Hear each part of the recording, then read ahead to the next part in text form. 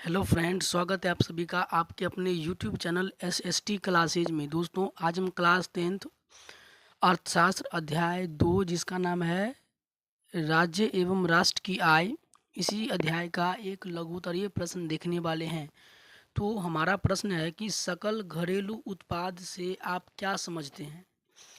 तो देखिए, यहाँ पर तीन शब्द है, सकल घरेलू उत्पाद। तो पहले इन तीनों शब्द का मीनिंग समझ लेते हैं, उसके बाद इसका हम परिभाषा देखेंगे। देखिए, उत्पाद का मतलब क्या है। उत्पाद का मतलब होता है किसी चीज़ को उत्पादन करना, किसी चीज़ को बनाना। घरेलू का मतलब होता है घर में, और सकल का मतलब होता है कुल, अर्थात अपने घर में कुल किसी चीज़ का कुल उत्पादन करना का मतलब होता है सकल घरेलू उत्पाद। घरेलू का मतलब तो घर होता है, लेकिन यहाँ पर घरेलू का मतलब हम लोग अपना देश समझेंगे, अपना भारत देश समझेंगे। अर्थात अपने देश में कुल उत्पादन, किसी चीज़ का जो कुल उत्पादन होता है उसे हम सकल घरेलू उत्पाद कहते हैं। तो इसका सटीक परिभाषा क्या है वो देख लेते हैं। तो इसका परिभाषा है कि किसी देश में एक वर्ष में उत्पादित वस्तुओं एवं सेवाओं के कुल मौद्रिक मूल्य को सकल घरेलू उत्पाद कहते हैं।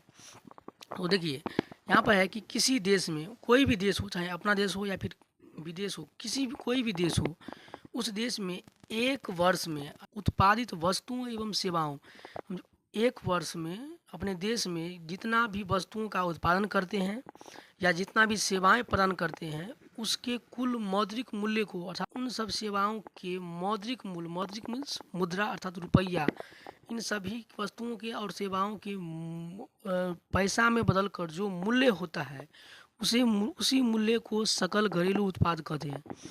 अर्थात इसका सीधा मतलब ये हुआ कि किसी भी कोई भी देश है, उस देश में एक वर्ष में जो भी वस्तुओं का उत्पादन हुआ और जो सेवाओं का, सेवाओं मीन्स जैसे मान लीजिए कि आर्मी है, वो क्या है कि हमें सुरक्षा करता है, हमें सेवा प्रदान करता है, और उसके बदले में जो उन्हें हम पैसा देते हैं वो वह सकल घरेलू उत्पाद, यानी एक वर्ष में अपने देश में हम जितना भी वस्तुओं का और सेवाओं का जो उत्पादन करते हैं उसका मौद्रिक मूल्य, अर्थात उसको पैसा में बदलने पर जो उनका पैसा होगा उसे ही हम लोग कहेंगे सकल घरेलू उत्पाद।